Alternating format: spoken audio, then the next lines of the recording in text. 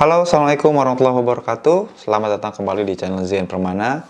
Kali ini mau bahas buku Saatnya Curhat dan Mengungkap Diri ya. Setelah beberapa bulan launching, ya betul. Dan rupanya sudah cukup banyak juga pertanyaan tentang konten buku ini ya.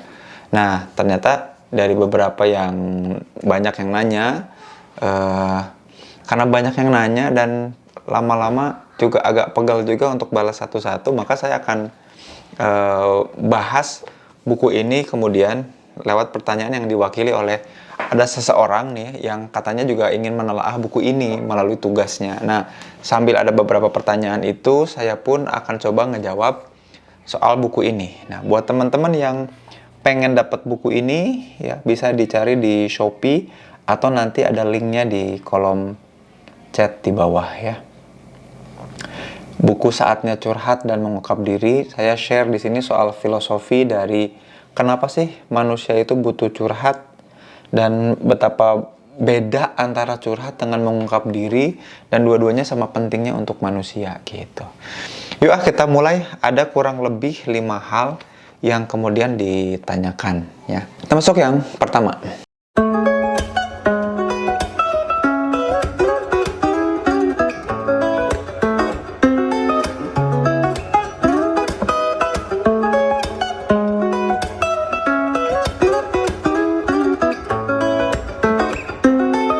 Pendekatan dan jenis kajian teori apa yang digunakan dalam buku ini?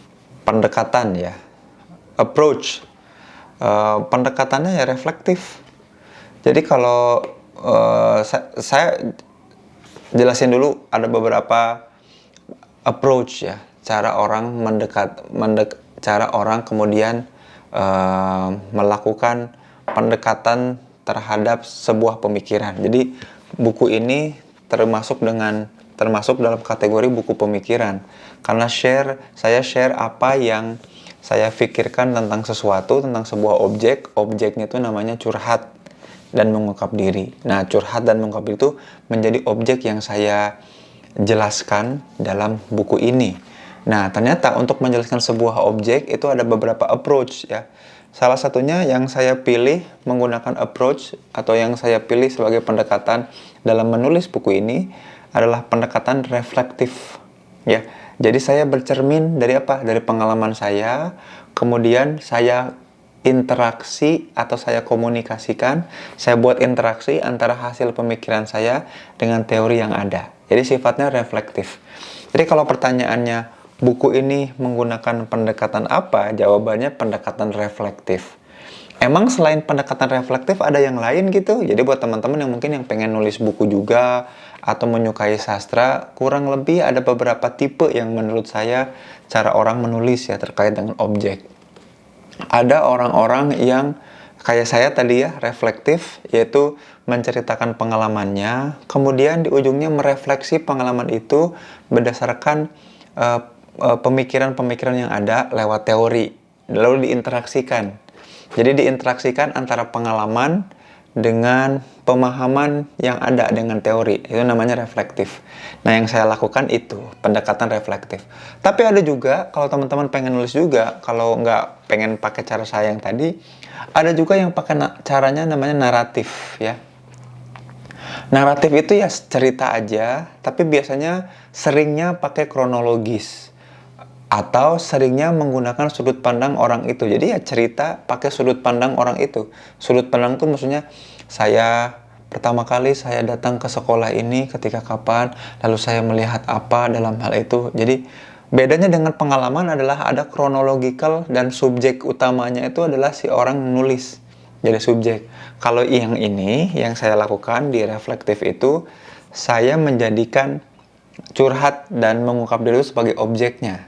Jadi kalau reflektif itu ada objeknya, tapi kalau naratif itu kita penekanan utamanya atau fokus utamanya bukan ke objeknya, tapi ke subjek. Apapun yang dilakukan oleh apapun yang terjadi pada objeknya nggak ngaruh, yang penting kita fokus ke subjeknya. Kalau yang direflektif, yang penting itu adalah objeknya apa? Curhat dan mengungkap diri. Ada juga yang ketiga, buku-buku akademik tuh kayak gitu ya, namanya strukturalis paradigmatik. Approach-nya namanya strukturalis paradigmatik. Dia ngasih tahu definisi dari A, ke bagian-bagian dari A. Jadi dia ngejelasin struktur dan paradigma sesuatu. Gitu. Jadi ada 3 approach ya. Yang pertama reflektif, yang saya bilang saya share pengalaman, lalu kemudian objek pengalamannya itu coba dibahas lewat pemahaman atau kajian teori yang ada. Atau yang kedua naratif, pakai storytelling, pakai sequence, pakai cerita, pakai alur kayak gitu. Nah yang ketiga ada yang kayak textbook banget lah, namanya strukturalis paradigmatik. Ya buku ini menggunakan pendekatan yang reflektif ya. Saya merefleksi pengalaman saya, apa yang saya dapat dengan pengalaman diri saya, dan itu tuh namanya apa, dan saya share betapa pentingnya pendekatan itu. Begitu. Masuk ke pertanyaan kedua sekarang.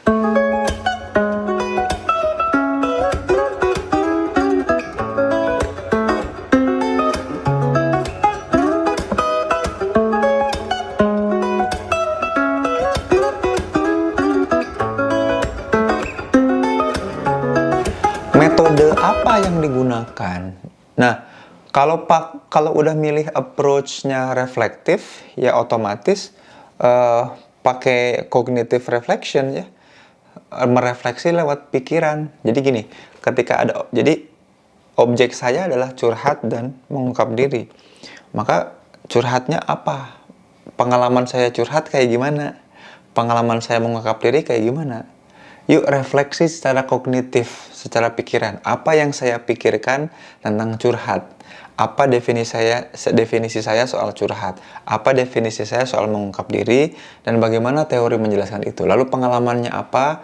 Dan seperti apa teori-teori menjelaskan? Sesuai nggak sama pengalaman? Atau memperkaya nggak pengalaman ini terhadap teori? Atau sebaliknya? Teori ini malah menjelaskan dengan mengeksplanasi lebih lanjut pemahaman soal pengalaman. Jadi metodenya refleksi kognitif karena reflektif gitu ya.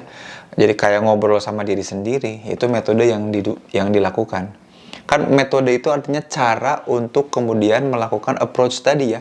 Cara untuk kemudian menjadikan objek ini sebagai media refleksi. Gitu. Kita ke pertanyaan ketiga.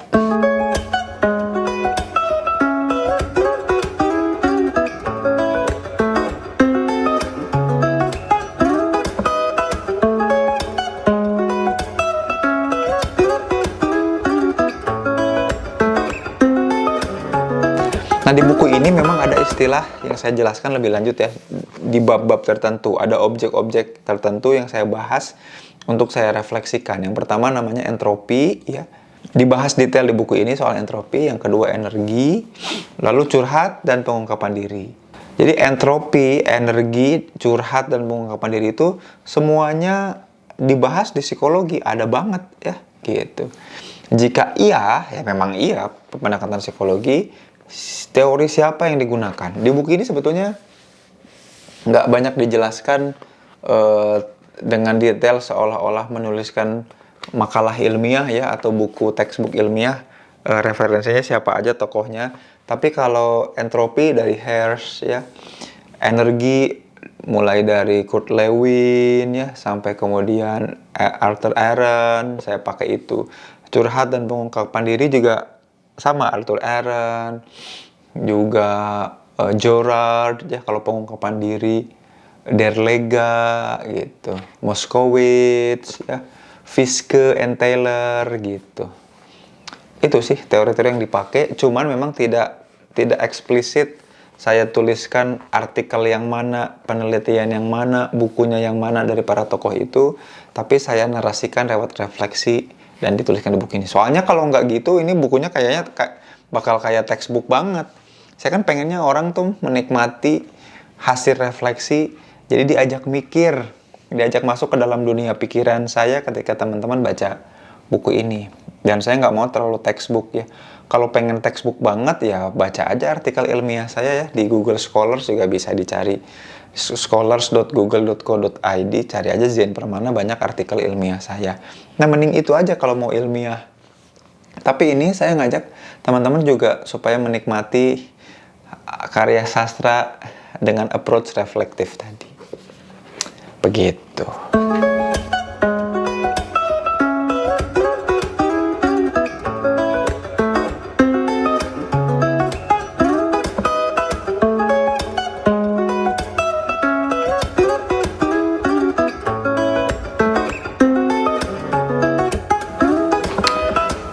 tulisan di dalam buku ini murni kisah nyata? Iya dong. Minimal apa yang kemudian saya persepsi sebagai pengalaman saya. Ya, walaupun apakah itu fakta semuanya, ya persepsi lah. Karena saya juga belum tentu ingat betul kejadiannya sedetail dan sepersis mengulang rekaman CCTV, tapi seenggaknya saya memaknai kejadiannya seperti itu.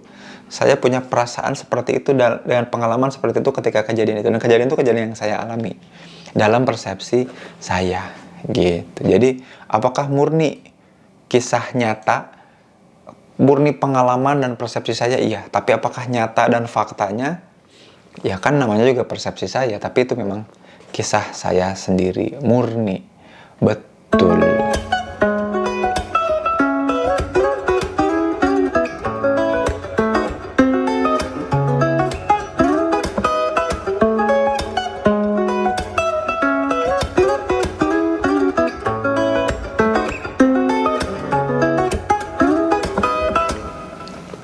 Nah, di buku ini memang ada yang namanya activity log ya.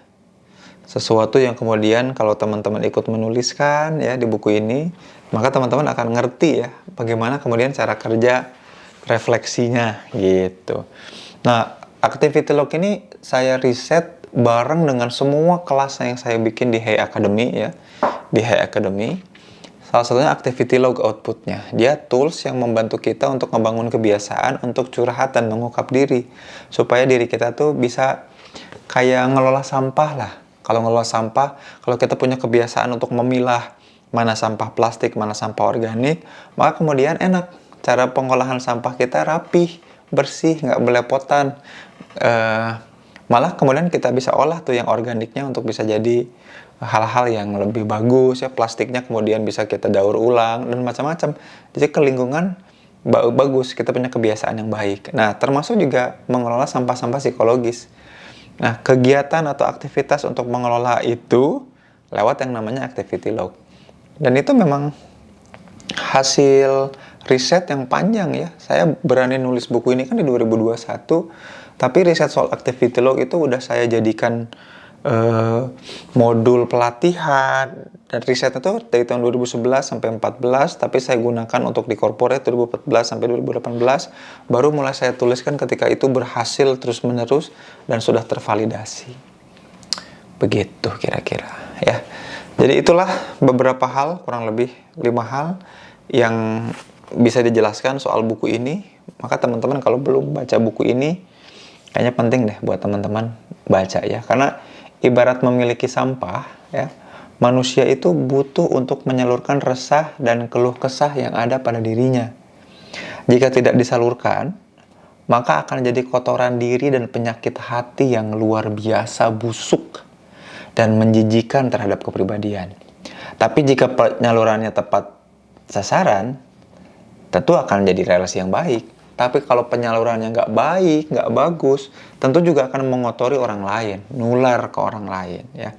Padahal bisa jadi sampah resah, keluh dan kesah yang kita miliki malah jadi alternatif energi bagi tumbuh kembang diri kita. Nah, buku ini nganterin kamu nih, teman-teman semua yang nyimak, untuk belajar mengelola dan mengolah sampah diri berupa kesah, resah, gelisah, keluh kesah, dan jadi anugerah yang insya Allah jadi berkah. Jangan lupa ya, beli bukunya Saatnya Curhat dan Mengungkap Diri. Thank you, sampai jumpa di video selanjutnya. Jangan pernah pamit. Assalamualaikum warahmatullahi wabarakatuh.